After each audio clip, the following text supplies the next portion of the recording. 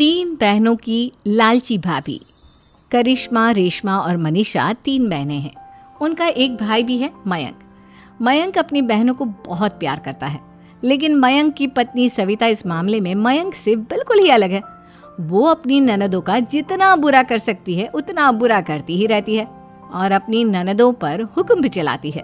करिश्मा, करिश्मा, तुमने अभी तक नाश्ता नहीं बनाया? तुम्हारे भैया को ऑफिस जाने में देर हो रही है। हाँ भाभी, बस अभी बनाती हूँ। करिश्मा, तुम ये ढीलापन छोड़ दो। कल को पराए घर जाना है। वहाँ अगर तुम इस तरह से काम करोगी तो लोग क्या कहेंगे कि माँ ने और भाभी ने कुछ सिखाया नहीं। और तुम्हारी दोनों बहनें कहाँ हैं? अब रेशमा मार्केट गई है और मनीषा सो रही है। क्या? सुबह के 8 बज रहे हैं और ये महारानी अभी भी सो रही है? ये कहते हुए सविता अपनी सास दुर्गा देवी के पास जाती है। माँ जी, देख रही हो अपनी बेटियों के तौर तरीके? क्या हुआ बहू, सुबह सुबह क्या कर दिया मेरी बेटियों ने? अरे एक तो अभी अभी उठकर किचन में गई है, दूसरी सुबह सुबह बाहर चली गई और तीसरी अभी तक सो रही है।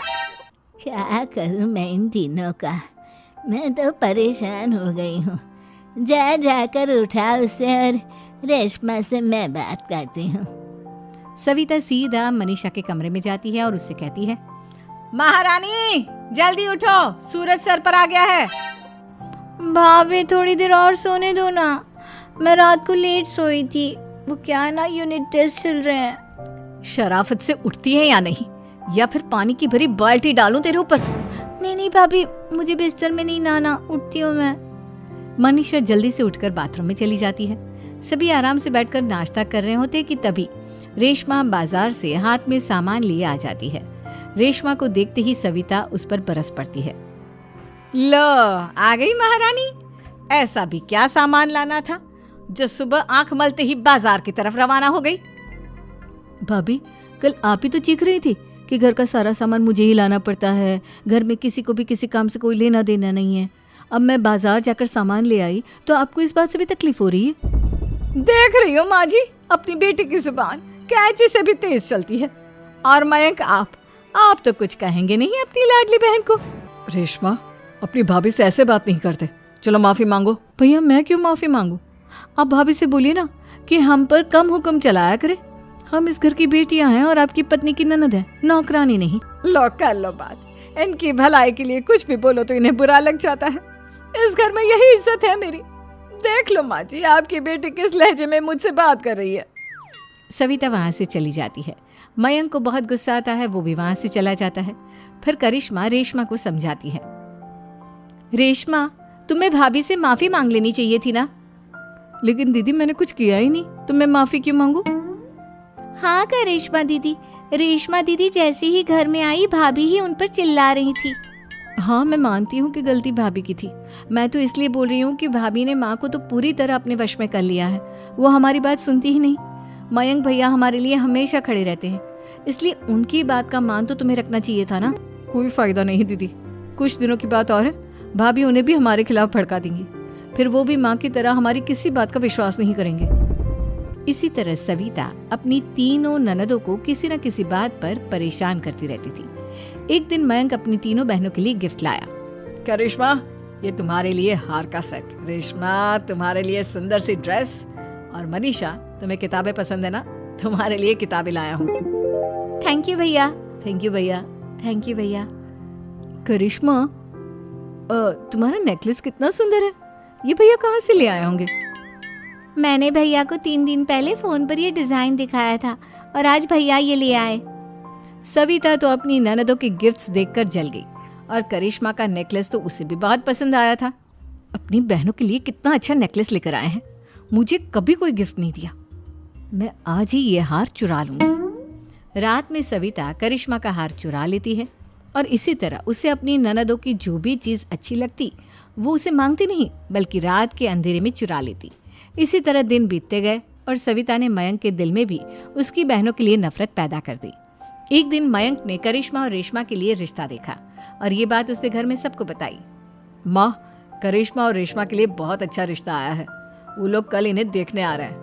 आप और सविता मिलकर सारी तैयारी कर लेना। ये सुनकर करिश्मा और रेशमा खुश हो जाती हैं, लेकिन सविता सोचती है, अगर इन दोनों बहनों की शादी हो गई तो घर और बाहर का काम कौन करेगा? मनीषा तो एक नंबर की कामचोर है, उससे तो किसी बात की उम्मीद लगाना ही बेकार है। मुझे इस शादी को रोकना होगा। अगले दिन सभी लड़के वालों के स्वागत की तैयारी करने में लगे होते हैं। तभी मयंक अपनी बहनों से आकर कहता है, तैयार हो गई तुम दोनों? देखो दोनों लड़के बहुत अच्छे हैं, मैं कोई कसर नहीं छोड़ना चाहता, इसलिए तुम उनके सामने अच्छे से बिहेव करना और अपनी भाभी से लड़ने मत लग जाना। करिश्मा, तुम वो नेकलेस पहन लो ना जो मैं तुम्हारे लिए लाया था। भैया मैं बहुत देर से वो नेकलेस ढूंढ रही हूँ, लेकिन मुझे मिल ही नहीं रहा। क्या तुमने नेकलेस खो दिया? तुम्हें पता भी है वो कितना महंगा था? तुम कोई काम ढंग से नहीं कर सकती। मयंक गुस्से में वहां से चला जाता है। थोड़ी देर बाद लड़के वाले भी आ जाते हैं। वो दोनों बहनों को पसंद कर लेते हैं और रिश्ता पक्का हो जाता है। लेकिन सविता के दिमाग में तो कुछ और ही खिचड़ी पक रही थी। वो पंडित जी के पास करिश्मा की कुंडली लेकर जाती है और उन्हें पैसे देकर करिश्मा की कुंडली बदलवा देती है। जब लड़के वालों के पास करिश्मा की कुंडली जाती है तो वो दुर्गा को फोन करते हैं। बहन जी, हमने करिश्मा की कुंडली अपने पंडित जी को दिखाई थी। आपकी बेटी की कुंडली नहीं बल्कि दोषों का पिटारा है।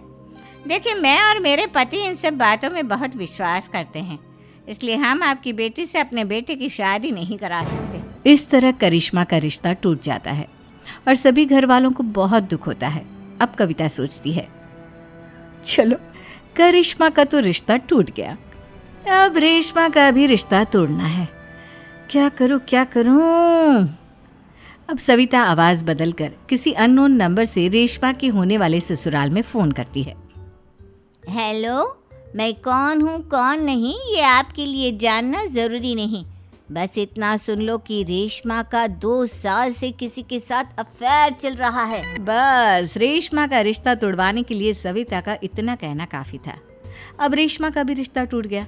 मयंक और दुर्गा देवी ने रेशमा को खूब खरी खोटी सुनाई और उससे बार बार उस लड़के के बारे में पूछने लगी। आप दोनों मुझे क्यों परेशान कर रहे हो? अरे कोई लड़का होगा मेरी लाइफ में तो मैं बताऊंगी ना, जब कोई है ही नहीं तो कहाँ से लाऊं मैं कोई लड़का?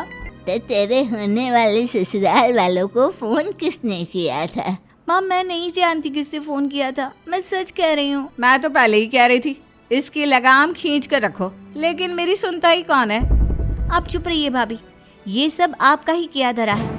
अब तीनों बहनों को विश्वास हो जाता है कि ये सब उनकी भाभी ही कर रही है। तीनों बहनें अपनी भाभी को सबक सिखाने के लिए एक वकील कर लेती है और घर में हिस्सा मांगना। देखो भैया, माँ बाप की जायदाद में जितना बेटों का हक होता है उतना ही बेटियों का, इसलिए इस घर के 4 हिस्से होंगे और हमें अपना हिस्सा चाहिए।